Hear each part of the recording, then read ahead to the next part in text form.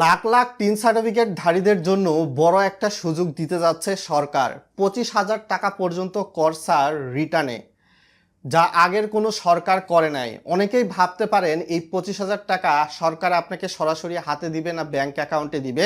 সকলের জন্যই বিষয়টা ক্লিয়ার করার চেষ্টা করতেছি। 30শে নভেম্বর পর্যন্ত কিন্তু সর্বশেষ কর দিবস ধরা হয়, এটা আমরা সকলেই জানি। তো সামনের অর্থ বছর থেকে প্রথম প্রান্তিকে, অর্থাৎ একটা অর্থ বছর শুরু হওয়ার 3 মাস, আপনার জুলাই থেকে সেপ্টেম্বরের মধ্যে যদি রিটার্ন সাবমিট করেন তাহলে 5% পর্যন্ত আপনারা কিন্তু সর্বোচ্চ কর ছাড়ের সুযোগটা পেয়ে থাকবেন।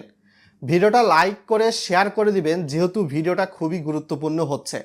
আবার যদি প্রথম প্রান্তিকে রিটার্ন দিতে না পারেন, দ্বিতীয় প্রান্তিক অর্থাৎ দেখা যাবে যে সেপ্টেম্বরের পর অক্টোবর, নভেম্বর, ডিসেম্বর 3 মাস মিলে দ্বিতীয় প্রান্তিকে যদি আপনি রিটার্ন সাবমিট করেন, তো সেই ক্ষেত্রে আপনাকে জরিমানা দিতে হবে না, তবে বিনিয়োগজনিত যেই সকল কর রেয়াত বা কর ছাড়ের সুবিধা এগুলা পাবেন না। এখন বর্তমান সময়ে বিনিয়োগজনিত কর রেয়াত কিন্তু 10 লক্ষ টাকা পর্যন্ত, যা সর্বোচ্চ 15%।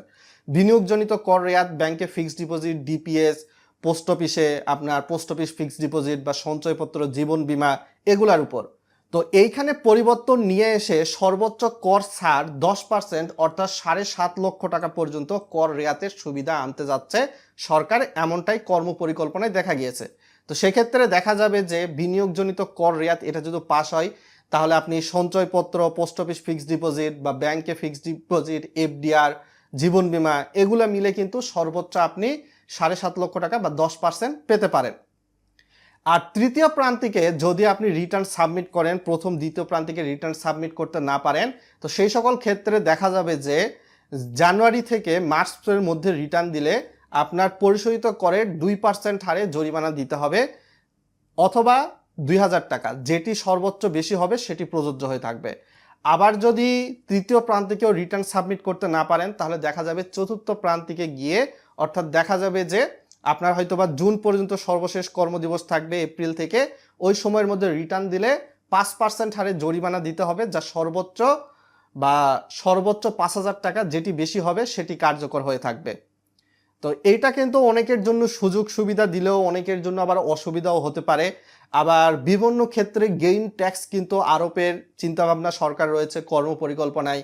আপনি যদি স্বর্ণ কিনে রাখেন, জমি জমা কিনে রাখেন, রৌপ্য, ডায়মন্ড এগুলা কিনে রাখেন, একটা নির্দিষ্ট সময় পর যখন এগুলার মূল্য বৃদ্ধি পেল, তখন বাজারে যখন বিক্রি করবেন, আপনার যে লাভটা হলো সেই লাভের উপর 15% হারে ট্যাক্স নিতে চায় সরকার। এখান থেকে মোরাল অফ দ্য স্টোরি এইটাই বোঝা গেল যে জুলাই থেকে সেপ্টেম্বরের মধ্যে রিটার্ন দিলে আপনি কর ছাড় পাবেন পরিশোধিত করের 5%, যা সর্বোচ্চ 25,000 টাকা পর্যন্ত হয়ে থাকবে।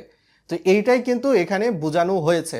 আর কোনো কারণে আপনি যদি দেখা যায় যে বেশি পরিমাণ ট্যাক্স হয়তোবা ভুলে সরকারকে দিয়েছেন অনলাইনে বা চালানের মাধ্যমে, আপনি যদি এটা আবার রিফান্ডের আবেদন করেন, তাহলে 60 কর্মদিবস বা 60 দিনের মধ্যে আপনি অতিরিক্ত টাকা, যেটা ট্যাক্সের টাকা, এটা কিন্তু ফেরত পাবেন।